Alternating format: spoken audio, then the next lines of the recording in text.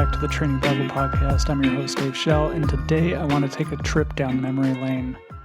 Recently, I was talking to a friend and a fellow coach, and we were talking about the reasons that we started coaching and what kind of transformation or what an athlete that opted to work with us would hope to achieve or would achieve. And as I started thinking about this, I was reminded, as she kept asking me questions, I kept having very similar answers about my desire to keep it simple and not to overcomplicate things and, to help athletes sift through the misinformation out there and things along those lines. And it was in talking about that it reminded me about the reason I started coaching in the first place. And so I was about to turn 30, and I had been running for a while, but I had never done a triathlon. And one of my friends had talked me into doing a triathlon for our 30th birthday. And in my preparation for that, I thought, okay, I need to swim, bike, and run. So every day I tried to swim, bike, and run. I would go to the pool, the rec center, and I would do laps. And then after that, I would come home and I would ride for a bit. And then after that, I would run. And I did that for a month or two. And by the time we got to the race, I had the most horrible race. It was one of the most miserable experiences in swimming. I didn't think about the fact that it was going to be an open water swim. And my kind of plan B or my escape clause was that if it got hard, I would just flip over and do backstroke.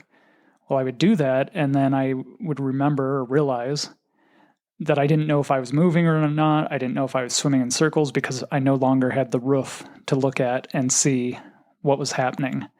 I had no idea about sighting, things along those lines.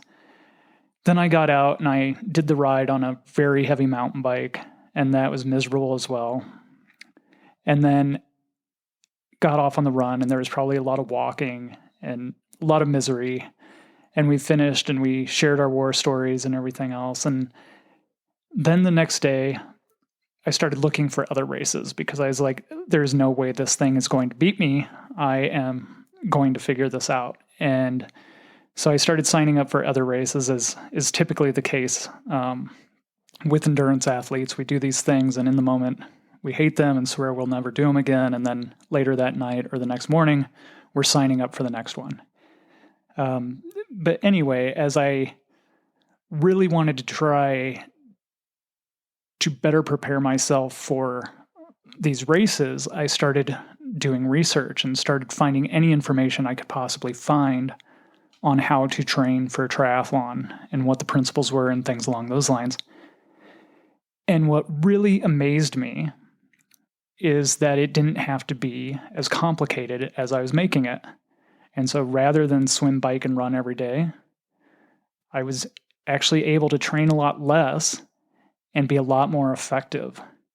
And so I started following this new plan, and then I started getting faster and faster and faster. And that just made me realize that things didn't have to be as complicated as they might seem if we're on forums and things like that.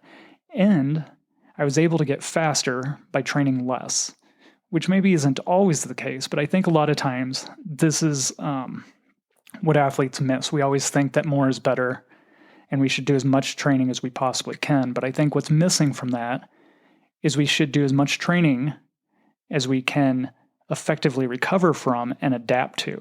And so that might be different for everybody else. So with this, I really think about my job as a coach is to help athletes sift through the information and really focus on what matters. And I think in the endurance industry, it's probably one of the biggest issues that I see.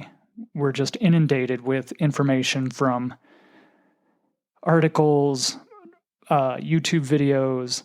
At the start line, there's people standing around you telling you that you're running the wrong tire or that you're eating the wrong thing or you should have trained differently, things along those lines. And so I see my job as a coach is to really help athletes block out the noise and focus on the things that actually matter. And again, in my experience, it just doesn't have to be that complicated a lot of the times. If we just focus on the things that are actually going to move the needle, then we can be a lot more effective with our training and get faster through consistency and progression. So I would tell you that as you start to read articles or listen to other podcasts and things along those lines, always be skeptical. So always ask why. Don't just trust whatever you're hearing firsthand, but really dig into it more and find out why. Because in training, there's lots of different ways to do it. And I think the most important thing is that you're consistent.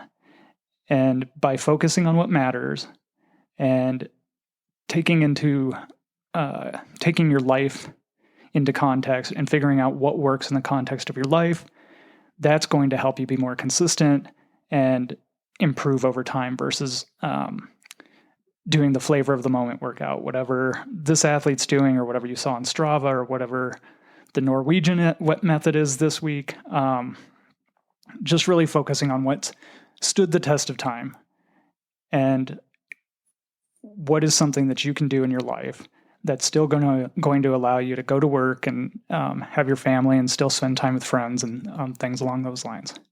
So this is a super short episode, but again, I would love to hear any thoughts you have on this, and you can send me a text, should be in the show notes, or you can find me on Instagram at Kaizen Endurance.